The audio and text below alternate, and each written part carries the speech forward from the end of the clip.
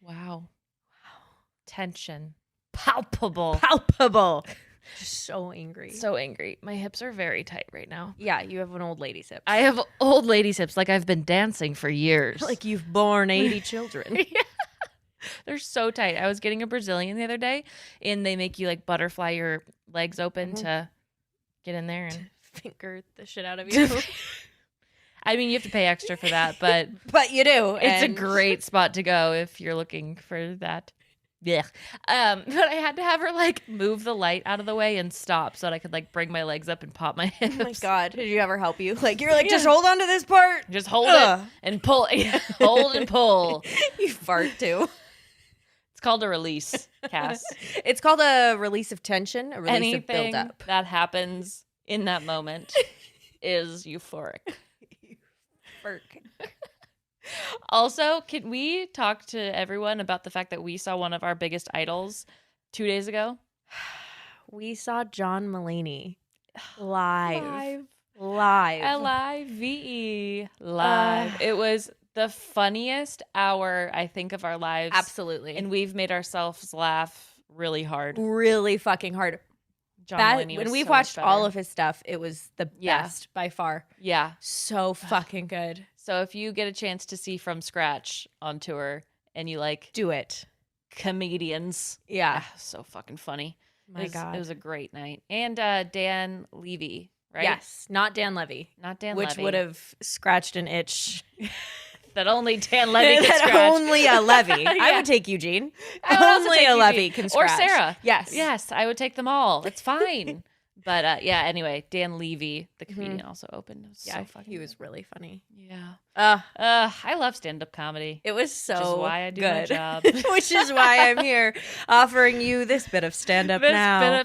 Bit of stand-up now. That's not why we're here. No. Today is not funny at all. No. It's very serious. I don't know. It's not.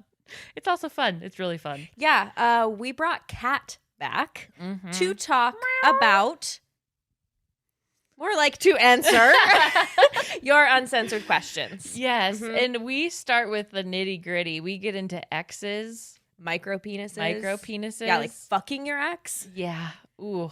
We get into the good nitty gritty. Like we had a good little intro with Kat first. Like the first time she came on, it was like unanswered questions about sex and stuff. And this time you guys kind of unleashed. Yeah, you unleashed and we are here for it. Right. It was so good. And we do bring up how next time we bring her on, we want it to be a little bit more toxic. Yeah. So throw us what you got. Please be ready for that. Have those prepped and loaded. Go ahead and put them in the comment section. If that feels too scary, you can DM us and we won't show them to anybody. Yeah, comment section on YouTube or DM us. Yeah. But everybody's toxic. YouTube comments.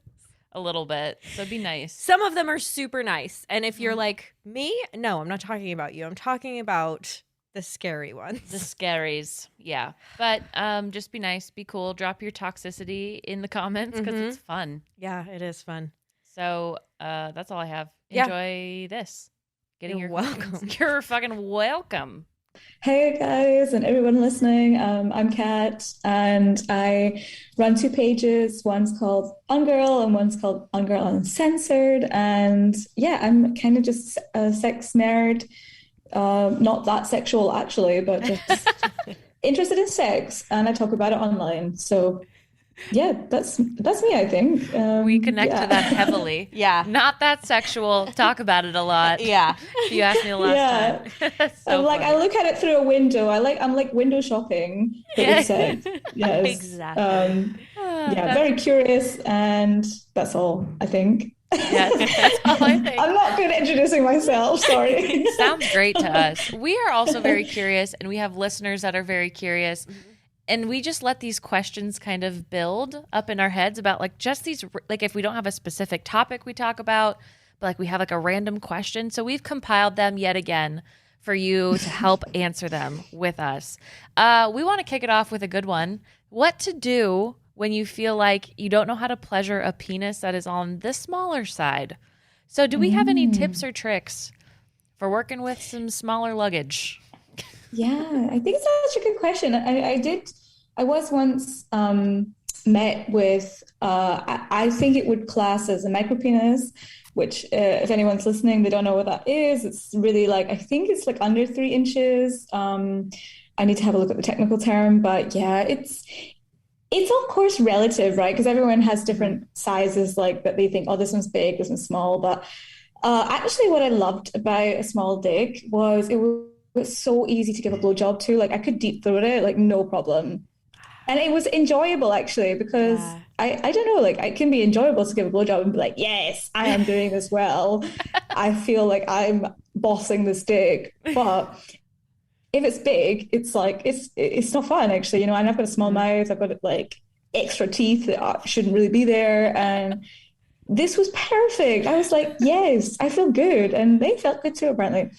Okay. So with a micro penis, does it grow beyond 3 inches, or does even hard? No, that's a hard 3 inches. Okay. Yeah. Got it. Yeah. It can be, of course, smaller when it's like soft as well, but it's not a shower or a grower, or maybe it's a shower but not a grower. I'm not sure, but yeah. And I think if you're having like penetrative sex, it's all about the position. Certain positions you fall out more, like I think doggy style, you have a bit more control, because it's more of a direct entry point. Like if you imagine like sitting on somebody, it's so easy to come out, because it's like at different angles. So I think try to think about the angle. And also I found recently a really cool toy called a penis sleeve, and actually in Dutch they call it like a penis shoe, which is hilarious. And I was literally just looking at them before coming on this call, because this dildo website wants me to be an affiliate, and I was like, cool, let's check out your dildos then. And there's lots of penis shoes, and it's like a shoe for the dick, and it basically makes it thicker and longer. Oh my God. So what does the penis on the inside of it feel like? Does it add extra sensation there? It's like I this is a good question actually. You can definitely come from it. Like I know somebody who their boyfriend uses it, but bear in mind she did tell me that her boyfriend has a penis humiliation. Well, he has a humiliation fetish. So they kind of use it also like, oh, you've got a small dick kind of thing. Okay. But I think he also enjoys the feeling. I guess it's like wearing.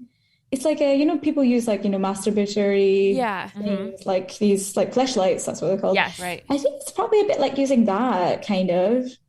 That makes sense. I don't know. I've never tried it. This is what I pictured when you said penis shoe. I pictured this cat wearing Crocs. Yeah, it's just like that. It's just like that, yeah. Oh my God. That's what I saw in my head. It's so cute. Yeah. That's adorable. I would love that. I mean, not to fuck, but like just to look at. Yeah, just to like place a small little crock on a penis and then have it like walk across the table or something. Yeah. You'd need a couple, I guess. Maybe the balls too. Yeah. Oh, just like in a wheelbarrow at the back. Yeah. Like a trailer. Like a trailer. Like attached. Oh my God. Yeah. Like those things you pull kids in behind bikes. Yes. Yes, exactly. Yeah. Oh my God, that's really funny. But those are all really great tips for working with a little bit shorter of a dick. That's great. I loved the blowjob idea because you're so right. Like, I also have a small mouth which I've talked a lot about. Do you have extra teeth as well? I don't think so. I don't know. I might. Like a shark going at it. Yeah. My partner did have So like good. the full extra line of teeth above his teeth Extra when he was line? younger. Really? Yeah. So like shark I heard that style. happens. Damn. They're removed now, but Okay. Wow. He got all of them removed? I don't know if there were like a full set, but like a couple extra. That's crazy. Yeah. But yeah, I love the blowjob idea. I struggle with fitting much in my mouth, so a small one sounds great. Sounds fantastic. My jaw gets so sore from blowjobs. I think especially when I'm laying down, or when they're laying down and I'm giving a blowjob, kind of on top of them. I would much rather have them stand because that feels. I don't know what it's changes. more natural. Yeah, it's like a more relaxed jaw position. Yeah, slack jaw. But when I'm like leaning over, it's just Lockjaw. Yeah. The tongue out part too is what really gets me. Gravity is And not it's like your being friend. at the dentist when you like push your mouth open for ages and you're just like, this is sore. Like, this is not fun. Like, it's hard. Like, yeah. So small dicks, blowjobs, win-win. I actually would like blowjobs if penises were smaller. Like, I'm okay. I'm a medium about them, but it was a good feeling. I felt like proud of myself. I was like, I deserve a medal. Seriously. Absolutely. That's so funny. Maybe you're not drooling as much either. Yeah. I don't know. I was not in like the good way. It was just like my mouth's open for so long. All these huge dicks getting thrown at us. What can I say? Absolutely. Okay. Next question from a listener is how to incorporate your feet into sex when your partner has a foot fetish. Oh, that's a good question. I mean, I think like the funny thing is like foot fetishes like are so common actually. I think like there's like some interesting science behind like the parts of the brain or something like that I categorize like feet and sexual like sexual parts of the body or something. They're actually kind of close together or the wires can be easily crossed. I'm not sure, but it's like really cool actually the science behind it. But I think it really depends on what they're into. Like some people, they just like can watch you even take your shoes off and take your socks off. Like I almost became a foot model like one time in university, and all they wanted me to do was just take a video of me taking my shoes off. And I was like, yeah, I didn't do it in the end because they didn't want to pay me up front. But I was like, scammers probably. But also they wanted me to step on bugs. That was another request. So I wouldn't go straight to the stepping on bugs part. I would start with the socks, then maybe if they're into it, like sniffing or licking or sucking toes, which apparently can feel really good. Like I think it must be really sensitive because if you think about how tickly your feet are, they probably feel good maybe to be like licked or like sucked. So or maybe just like rubbing the feet. You know, I have a friend who's got a foot fetish and they just love rubbing feet and they're really good at it because it's like they get pleasure from it. So they've become like a master of rubbing feet. So it's kind of win-win actually. Yeah. It sounds like a win-win. When you phrase it that way, I'm like, shit, that sounds incredible. Yeah. There was a TikTok of this woman who was with a partner who had a foot fetish, and their partner just always paid for pedicures because they loved having like fancy feet. And that was just like, fuck yes, I would do that. Also, because I get really rough toes, so I would love to go get those sanded down. Yeah. But I had someone suck on my toes once, and I wouldn't say I have a foot fetish or a foot kink, but it felt great. Yeah, I was just going to say the same thing. My partner did it like a couple weeks back kind of as a joke. Like I like put my foot in his face because I know he doesn't like it. So I was like fucking with him. And then he did that and I was like, I might actually like that. That actually felt really good. It's just unlocked. It like hit something in me. I know. Well, it's kind of like, and this might not hit, but like when you step in really soft sand that's like kind of wet, it like feels good because it like, it just holds your toe. It just feels soft around your toes. And so like, that's what it felt like. I can't say I understand stepping on bugs, but I feel like stepping on a cake or something would be fun. Like a really pretty cake. Yeah. I could see that. I get that. I just wouldn't want to step on bugs because I don't want to step on bugs. Yeah. I know. It's mean, isn't it? I felt like that's like, I'm not like, I'm almost vegan. Like that sounds wrong. Almost vegan. Things get hurt in the process of your sexual exploration. I guess if they were already dead. But that's still gross to me. I still don't. There's multiple layers to why I wouldn't want to do that. Yeah, exactly. But I could totally get stepping on stuff. And like, I guess there's probably someone out there that's like stuck a toe up a butt, right? Oh yeah, or like a foot job, like you get your feet. Yeah, I was gonna ask about that. Yeah. I mean, I've seen it in porn. I guess people are into it. Definitely. I mean, I think if you're into feet, like that must be amazing because you have it right. It's like everything together, isn't literally it? Literally doing the job. The inner thigh strength you would need to give a foot job.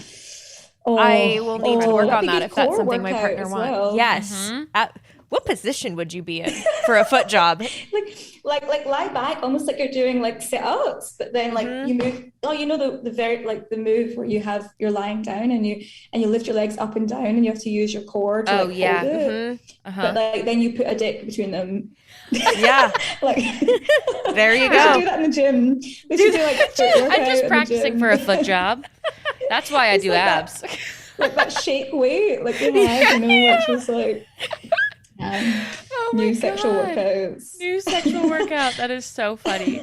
I feel like also if you're laying down and your partner who has the foot fetish is like either standing or on top of you or whatever, like putting your feet on their chest.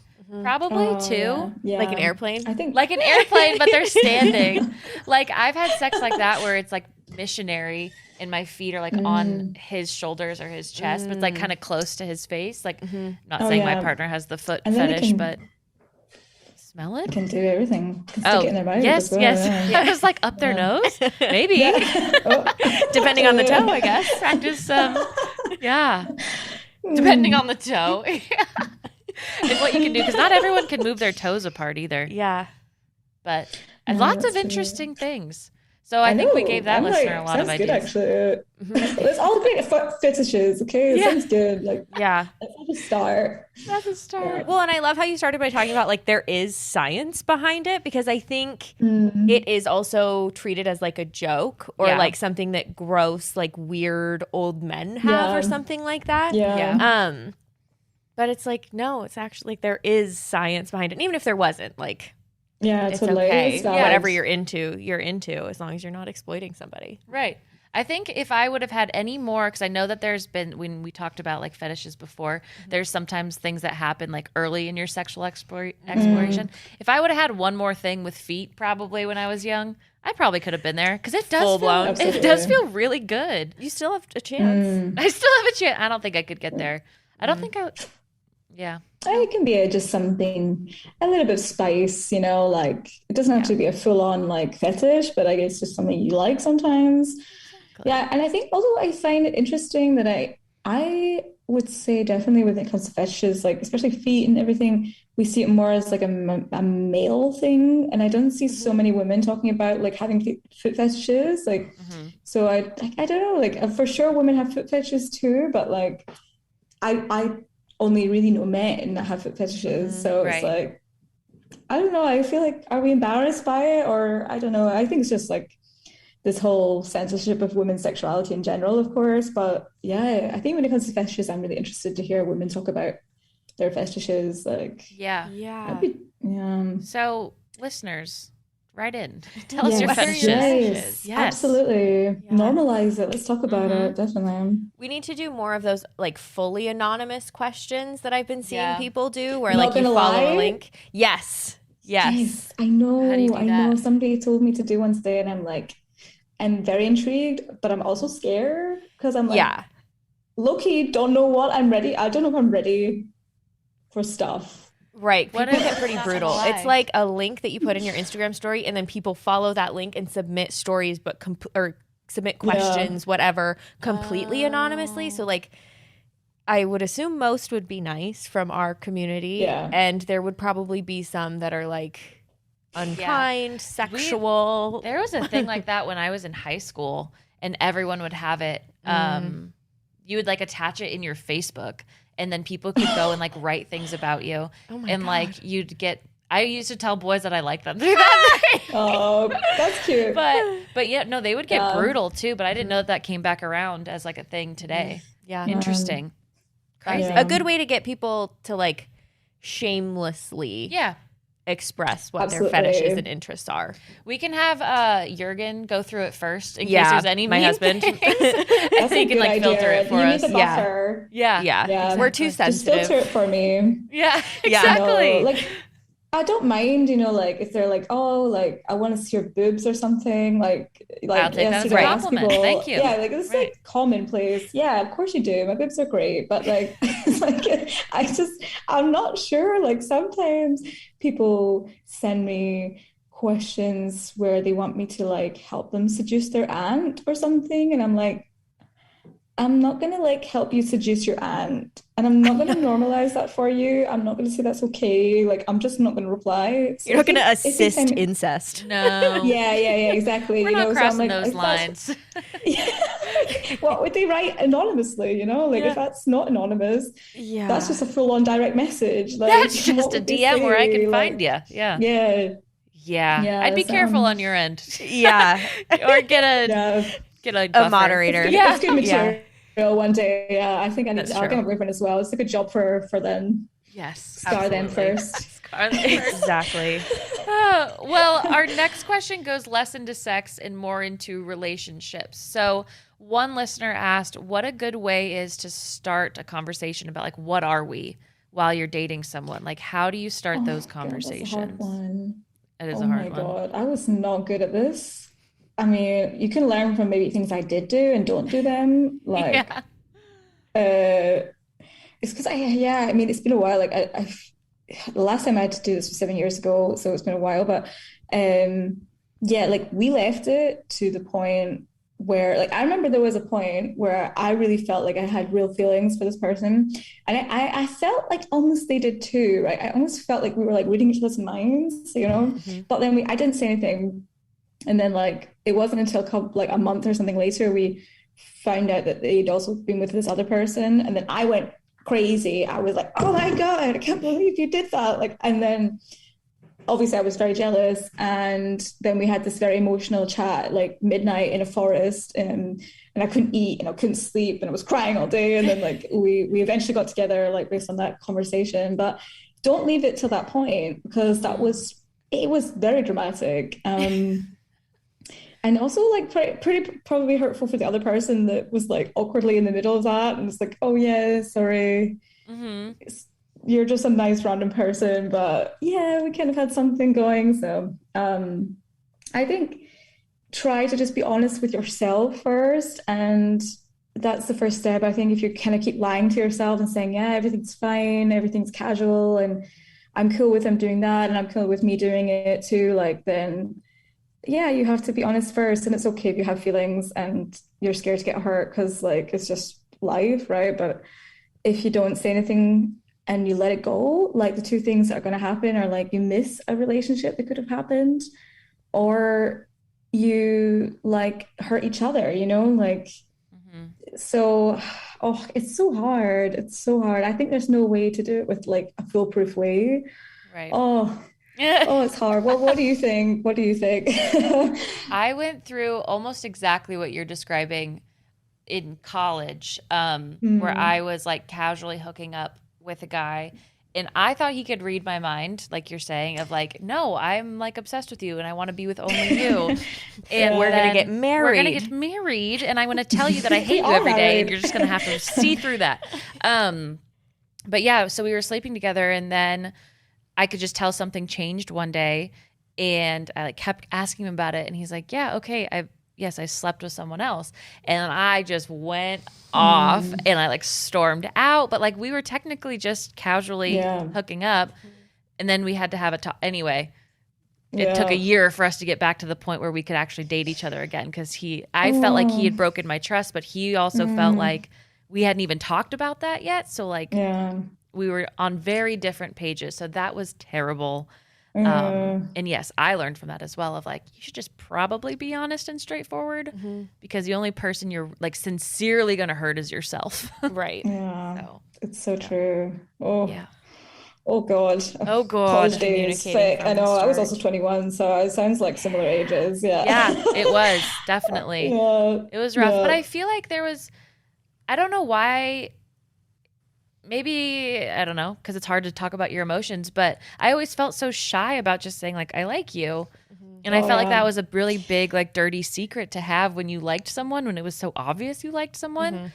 But now I feel like it just accelerates things. It's like, of course I would just tell you I like you. If you don't like me, we'll move on. But I also, you wouldn't say you liked someone and that you wanted to be with someone if you didn't have like a small inkling that they probably felt that too. Right. And so you just kind of have to. Although I would say women are a little bit less delusional than men, but fair enough. it can be like that. But yeah, I think if you are I think the problem though with like so much casual dating now is like, at least in my experience, a lot of guys and a lot of people like really want what is essentially a relationship without actually being in a relationship. They don't want the commitment, they don't want the label, they don't want to think, hey, I can't do this. But like, so everything is actually a relationship. You're emotionally supporting each other, you're physically, of course, together, and of course romantic feelings come in too, and you can be romantic, and unless you're like polyamorous and you're totally upfront about that in the beginning, like, hey, I also might want to do this with other people, then I don't know, so many people, they just don't want to take it further than that and like leave it in this limbo forever. And it's like I guess you have to just accept, either I'm going to get hurt but I'm going to get over it, or I'm going to like live in limbo forever, like, unless you're just cool being like friends with benefits, or being polyamorous. Yeah. Right. Yeah. I think even with my most recent relationship that I'm in now, I feel like we hung out in limbo for a minute, and it's exactly what you're saying. It's like, because you're just kind of scared to take it to the next step where you could get hurt. It's not necessarily that I didn't have the words. It's like, because I was scared to put myself out there, I guess. Nobody wants to get their feelings hurt. Yeah. It sucks. It does suck. Exactly. And like the fear of getting your feelings hurt, I feel like is even worse than getting your feelings hurt, because you just like hype yourself up, or the opposite of that. Hype yourself up in the bad way. In the bad way. Yeah. Totally. But I think the only advice that I could see is literally just trying to be as straightforward as you can be. But I don't even have like a good lead in for how you should start that conversation beyond just like, if you ever sitting down having dinner and you're like, where are you at? Where's your head at? I don't know. You can even start with where you're at. Yeah. Yeah. I think like help, like just be like, hey, I want to clarify things. I don't want you to get hurt. I don't want me to get hurt.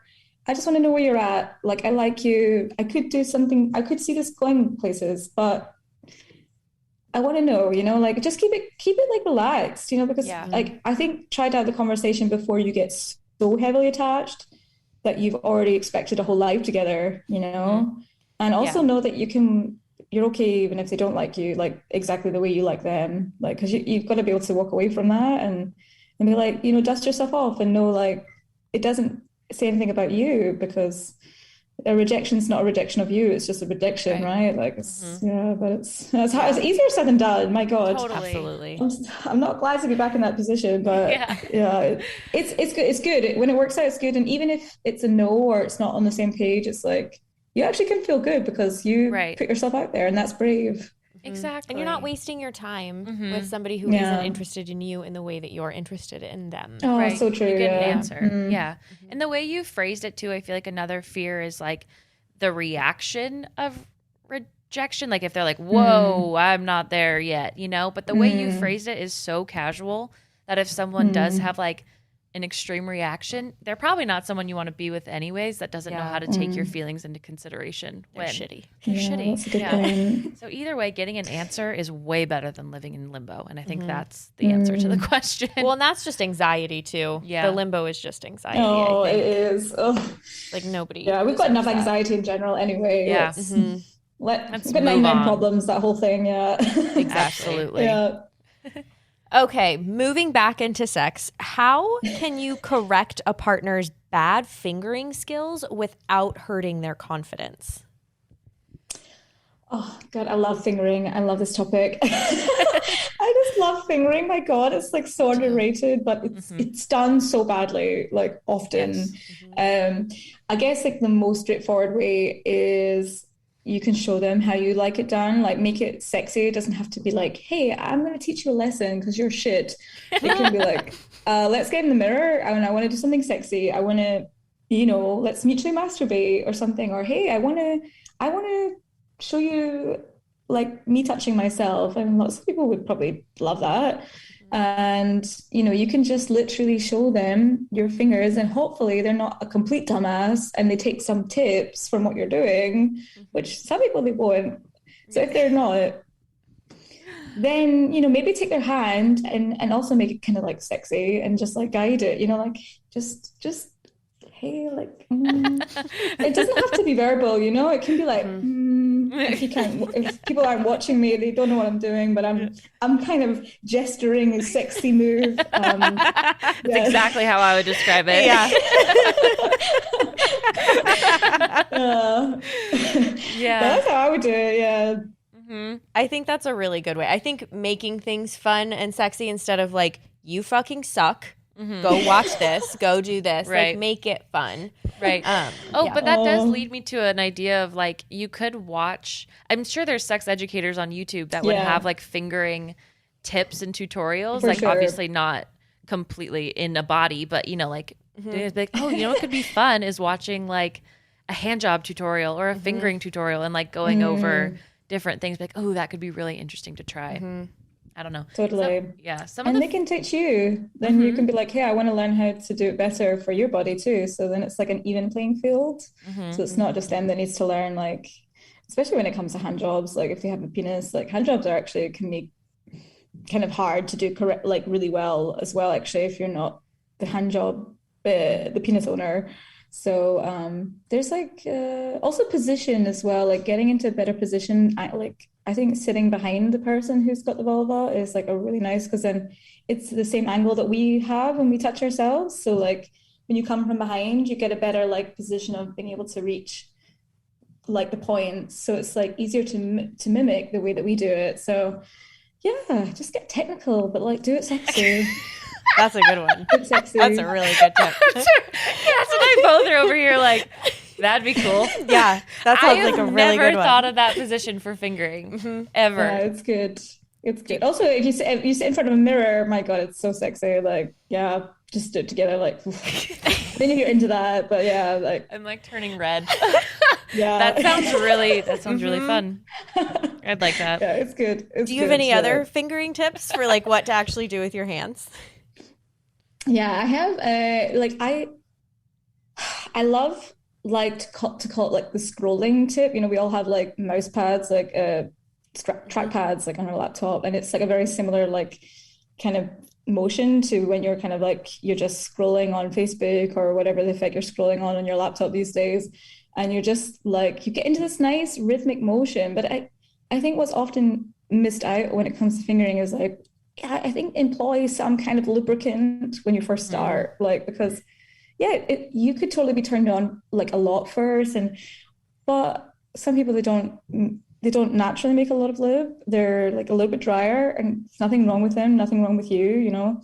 And I think there's nothing nicer than like going in and it's already feeling like lubricated and it's nice and smooth and everything feels better. Like, there's nothing worse than like just that kind of the resistance you get when you're going in and it's just really dry and you're just like and your labia kind of folds into your vagina with it because it's like everything's like sticking. Yeah, it's not good.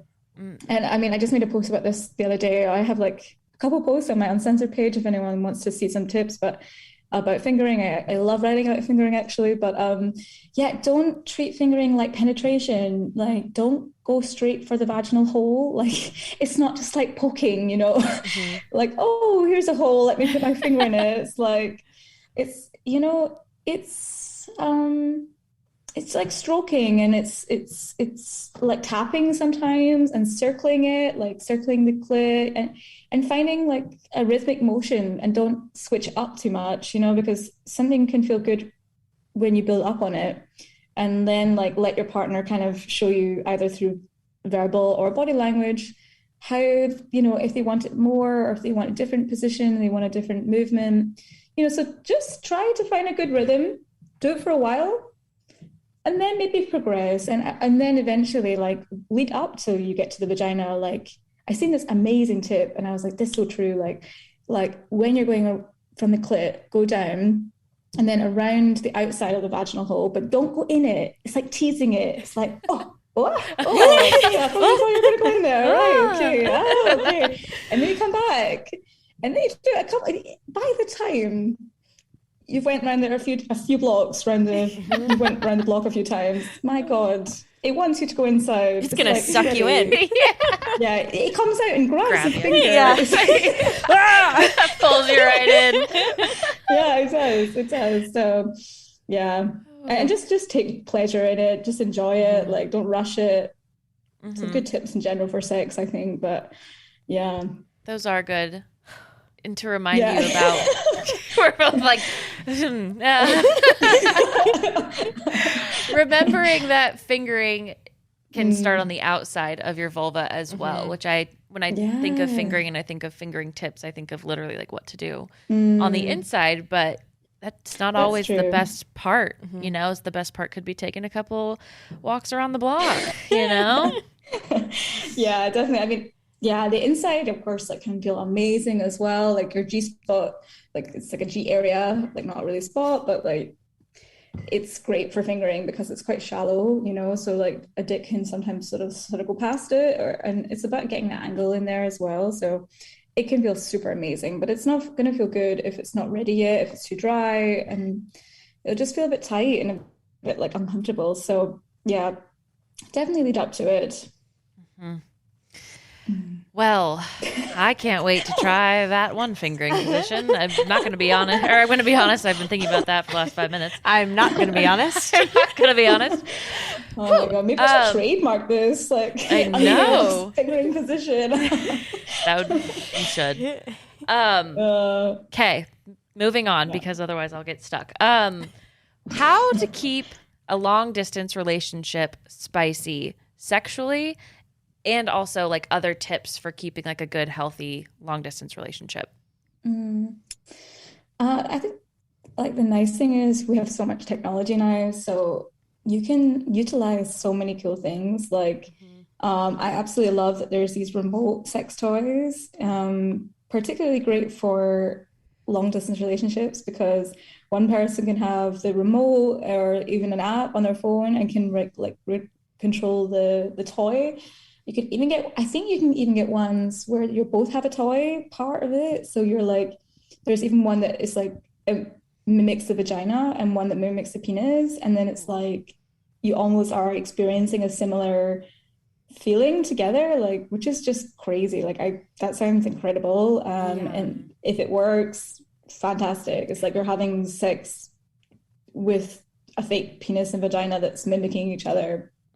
So I definitely like use, keep it fun and keep like up with the technology that you have. I think some people really like phone sex. Some people like sending dirty, like sexy pictures. I don't know, like it totally depends on your partner's communication style and your love languages as well. It can be hard if you are not like maybe a communicative person, like verbally communicative, maybe you like physical touch more, and that can be a bit more challenging. So yeah, I think it really depends on the couple. Like, you have to figure out what works for both of you. But yeah, keeping a healthy relationship, I guess the biggest things are communication and trying to set realistic expectations for each other. Like, what are you okay with and what can you not deal with? Like how often do you want to communicate with each other? Like, do you want to text every day? Do you want to call every day? Like, because if you just assume that you're on the same page of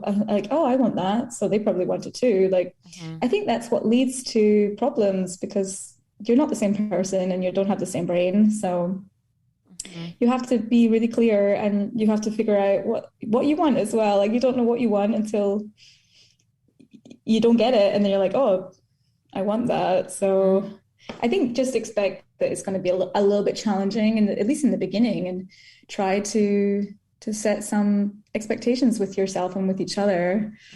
But yeah, definitely get those sex toys. Those are super, super fun. I think we have a few of them from Oh My Bod where you can connect to the app and do it. And it's like it's the mind of its own, but knowing that like your partner is doing it is really fun. That's so cool.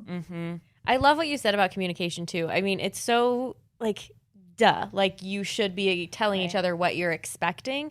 But like, even when my partner and I go on vacations separate from each other, like we've never done that. And so my feelings usually end up getting hurt because I'm like, well, why isn't he texting me 8 times a day and calling me to say goodnight? And like all of these things. And, throughout the years, we have now communicated that. And so he's trying to do that more.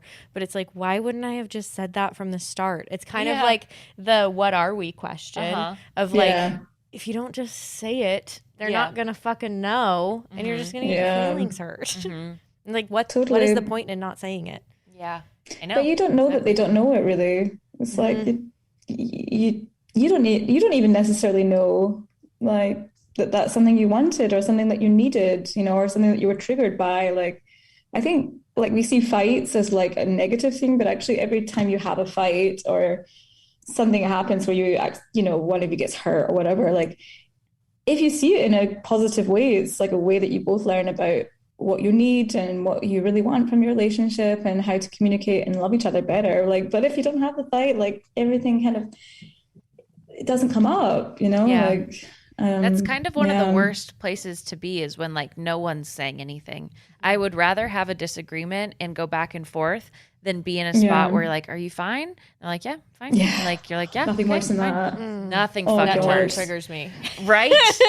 You just triggered me. I know. Well, I am currently in a spot where we work on that tone. We've talked about tone, and you know, my boyfriend right now, I think, is a little bit more shy than I am in terms of like just talking about stuff. Fucking saying it. Exactly. So like, if we'll kind of be in a spot where like, are you okay? And he's like, yeah. But I know that he's thinking about it, but it takes him longer to be able to like formulate what he wants to say. So we both go back and forth of like, I'm fine. And then I just want to punch a wall a little bit. Oh, that's really hard. But we're but exactly what you're saying. Every conversation, every disagreement leads to learning more. But that must be hard when you like can't physically touch the person that like you're in a relationship with. I mean, I would have a hard time with that if we were disagreeing or in that like tone spot and I couldn't like see them or be around them. Long distance relationships that's a special type of person for sure. I think, you're right. Like, maybe the harsh truth is certain people maybe are not ready for long distance relationships, or maybe they're not suited to long distance relationships. I mean, if you're a non-verbal communicator, I think it could be almost impossible to do it, because how do you then communicate? Like, if you're relying on body language or acts of service or quality time, those are things you cannot do necessarily. You know, like, you could send them something or whatever, but it's going to be very, very difficult. And also, I think on the other hand, you have to be in a position where, I think you have to know yourself quite well, I think, and be in a position to not be like maybe triggered a little bit, you know, like I don't want to say it in an insensitive way, but I know certain times, like, I definitely would not be able to be in a long distance relationship because I need too much attention, or I need I need assurance too much. And I think, maybe you need to be a bit better at being independent and doing your own thing, and to trust them. And to if you come out of a relationship where somebody cheated on you, for example, maybe don't get straight into a relationship that's long distance, because that's going to be hard when you can't, you're not healed with that. And then you're away, and it's like, God, that just sounds like it's going to be a disaster. It's not impossible. Nothing's impossible, but I think it would be hard. It's hard though to say that if you like really love somebody that's. And I think have an end point for it. Like, what's going to happen? Like, in 5 years, are we just going to be doing this forever? Where do you see this going? Like, I think that part's the hardest. Like, I couldn't do it if I didn't see us living together, like, at some point. Right. Yeah, it's very different if it's like, okay, well, 2 years from now, we know that we'll be living together and like, we'll have this. Then it's like, we just have to get through this versus like, this is our relationship. Yeah, that would be really hard. But your point to understanding your love languages, you could perform acts of service from far away if you knew that that's what your partner enjoyed. You could send them like their groceries or something that they know that they were going to go get. That would turn me on. Right? That would be so fucking hot. Like, I would love that. Yeah. Or you just come home and it's there. Yeah. You set up like a whole virtual date. So that is your quality time of like all technology besides your phones are like off, or besides your laptops if you're it would just take a lot of effort, which like if somebody is willing to put that in, if you guys are willing to put that in, amazing. It would just take a lot, and I think you have to be more creative. Definitely. Definitely. But I mean, we just sat here and thought of a lot of great ideas in the last 5 minutes. So yeah. And it's wouldn't out it feel there. so nice, like when, like you just said, like it wouldn't, the love I think you would feel when somebody puts that effort in for you, like, and that you put it in for them. I think a lot of those insecurities people have with relationships, like in real, like where you're together all the time, like you can feel like, actually, do they care about me? Do they make an effort with me? If you're in a long distance relationship and they're making all that effort and you are too, like, I think you would be much more sure that this is a person that wants to be with me. Because they could be with anybody else in their city and they're not. They're with me and like all that we do together. So yeah, it can definitely have some upside. And I'm sure when you see each other again, it's like amazing. So yeah, there's definitely pluses to it as well. And I think it's kind of in a way the future because, you know, as we like go further away from marriage and, you know, as this like traditional kind of like relationship module, I'm not sure what I'm trying to say, but I think like a lot more people are like, you know what, I can love many people, or I can love somebody who we have our own lives, but we still love each other and we still have great times together. So it's exciting, actually, if you think about it like that. Yeah, I think you're absolutely correct. That makes a lot of sense. Just because Kim and Pete can't make it work doesn't mean we haven't talked that about the that rest yet. of us can't. I know. No, they're the rule. Take back everything I said. It's not going to work.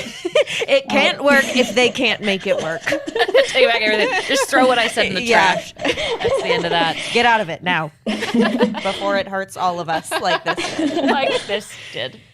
Okay, well, before we get too sad about that, yeah, let's get into something a little bit spicy. Do's and don'ts of maintaining a sexual relationship with an ex. Oh, dear God. I know. Doesn't that question take a left turn, like right at the end? I love that.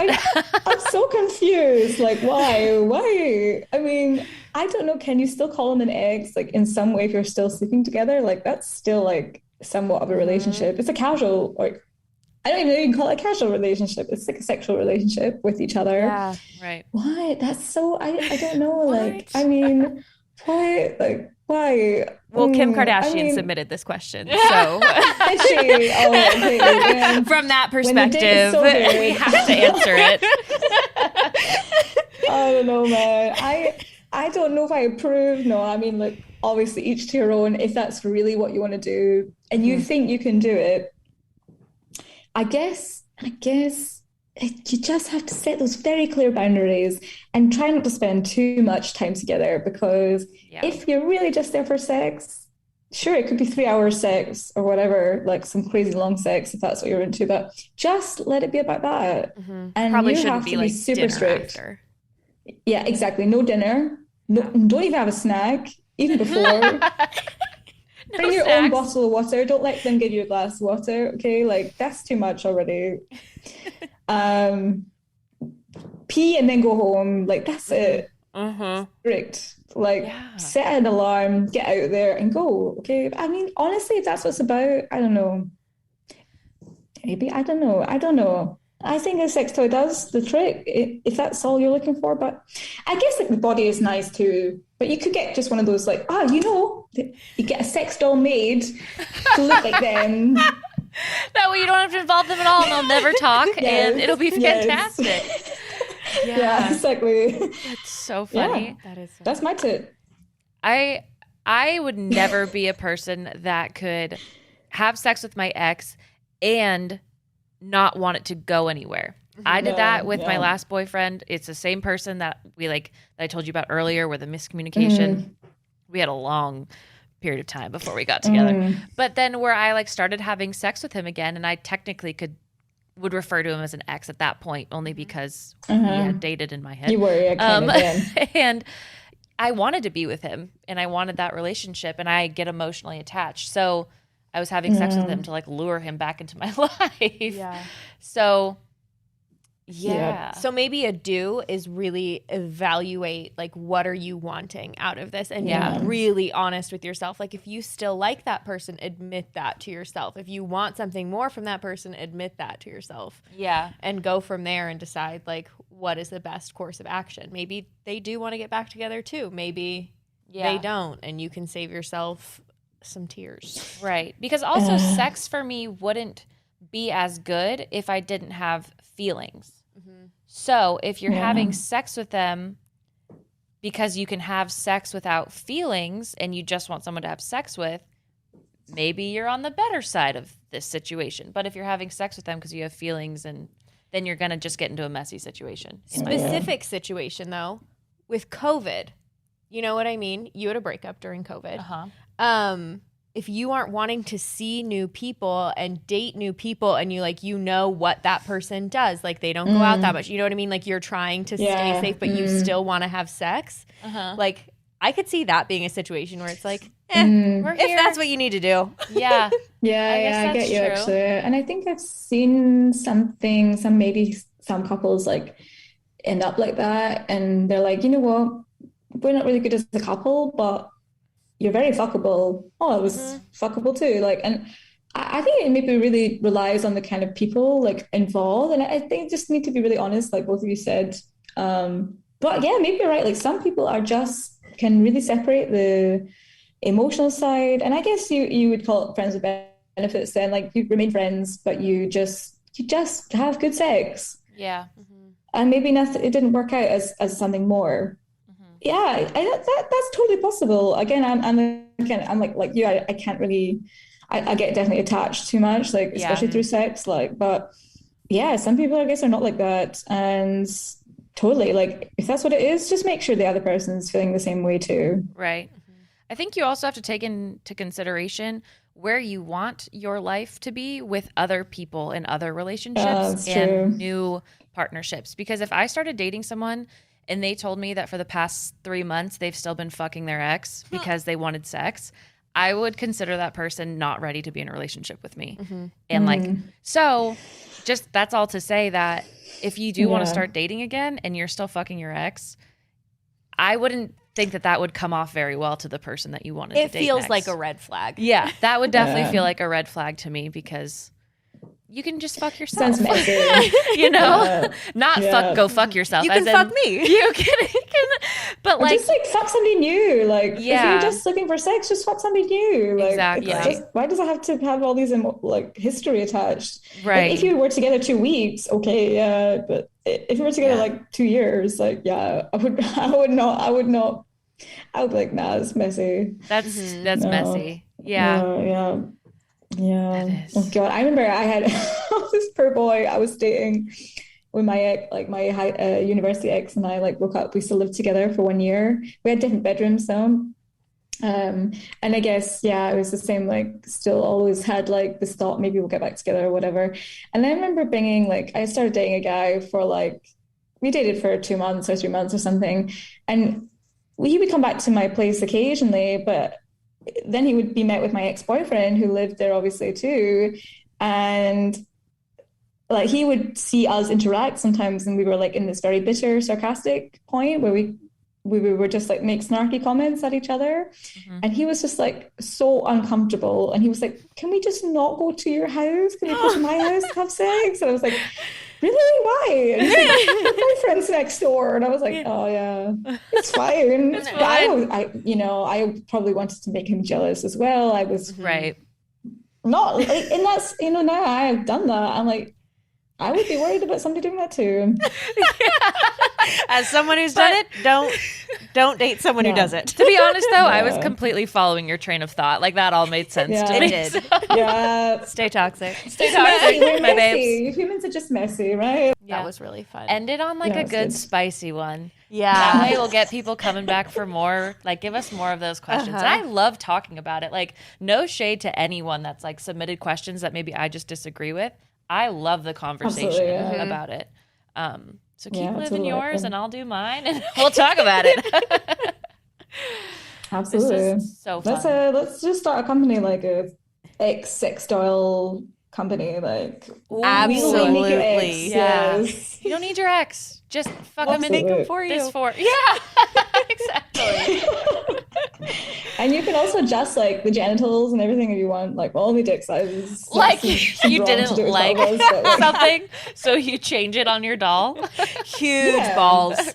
Ryan 2.0 on your doll. Would you choose balls if you didn't have to?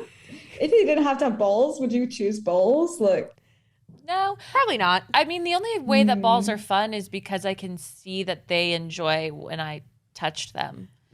But I mean, if you're not like enjoying it, then I don't need it. I It's forget not like about I'm them. putting them anywhere. Yeah, I don't do anything with them really. Yeah. So They just hang there. So. They just It's awkward to kind of chuck them out of the way. Yeah, They get more dick as well. Get more dick, yeah. There you go. We got great ideas, guys. We have very great ideas. Where can our listeners, you've already you said it in your introduction, but as a reminder, where can our listeners continue connecting with you after this episode? Holy fuck, I can't talk. They can come to my Instagram. It's We Are Ungirls, spelled like UNGIRLS.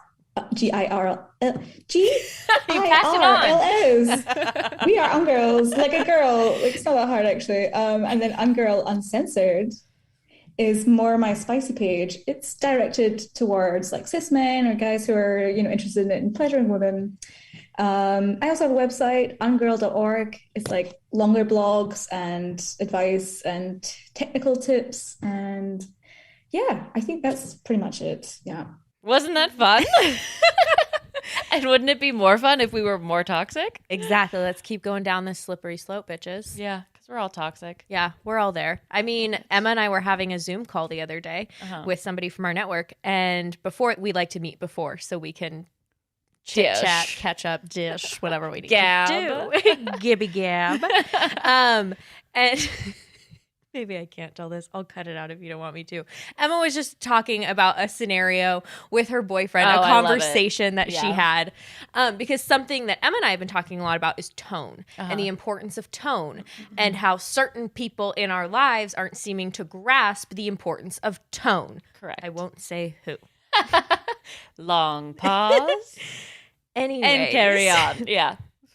There's these really good donuts where we live. Emma mentioned these really good donuts, and her boyfriend didn't have the reaction he wanted her to.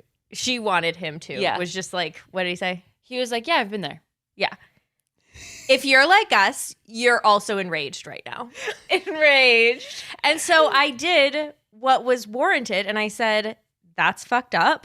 You're totally right. He should have been way more supportive and been like, oh my God, yes, I've had it before.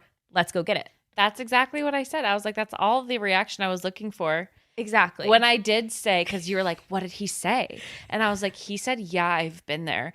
And then I laughed because I'm like, I hear it, but that's actually not that's what's not important. the point. The point is. And then what did you say? I said what he should have said. Oh my God, I've been there. Exactly what you just said. Exactly. We should go. Those are amazing donuts. And I told him that what he said was wrong and it shut me down. And I gave him advice on what he should say going forward. And he said, that's called criticism. Okay. And I said, if you don't want to be criticized, don't do so many things that need to be criticized. And after that conversation, I walked away and my husband was like, you two shouldn't be allowed to be friends. Because you are so toxic. I didn't appreciate that. And I was like, you just don't understand nuance. You don't understand emotion. You don't understand that when I'm excited about something, I want equal excitement. When I'm depressed about something, I want equal depression. Exactly. It is hurt people. Correct. And I have never been more like solid in that than I am right now. Yeah. I'm hurt and I'm going to hurt you now. Exactly. I'm going to hurt you now. And if that comes off as criticism, so fucking be it. So I have a new relationship and it's going great. I hope it sticks. I really hope he stays. That would be cool. But yeah, when I started to reiterate it back to Cass, I was like, bury that. Let's move on. We've all had those scenarios. No. I mean, I have them all the time. All the time. Yes, I'm in weekly therapy. It's bi-weekly right now. But does that mean twice a week or every 2 weeks? Every 2 weeks. Got it. What's twice a week? Dual weekly. I think it's twice a week. I think that's called twice a week. Yeah, I think you actually hit the nail on the head with that one. Oh, okay. Yeah. Anyway, we love toxic things. Yeah. Because we are that. So next time we have Kat on, we'll let you know and we'll say, be more toxic. Send us your questions. Let it rip. Let it rip. So thank you, Kat, for coming back on. And thank you to our listeners for submitting your questions and listening. Yeah. And if you want to show us a little bit of love and no toxicity, you can rate us on You can A scale of 1 to 10. and subscribe to Honey Do Me Podcast on Apple Podcasts. You can leave a written review. As long as it's kind, it will go through. Yeah. On Spotify, you can also give us a little ratey rate. Also, as long as it's kind, it'll go through. So yeah, we don't make those rules. Cyberbullying groups who are like trying to stop it. Yeah. Not groups who do cyberbully. Groups who are trying to stop it. Yeah. Have made these filters, and we put every single one of them on. So there you go. Sorry. We're just trying to do our part. Just trying to do our part to keep the internet safe. Yeah. Starting with us. And if this is the first episode you've listened to, not all the outros are this fucking chaotic. Fucking chaotic. But some of them are. So there you go. Happy day. Goodbye. Bye. Bye.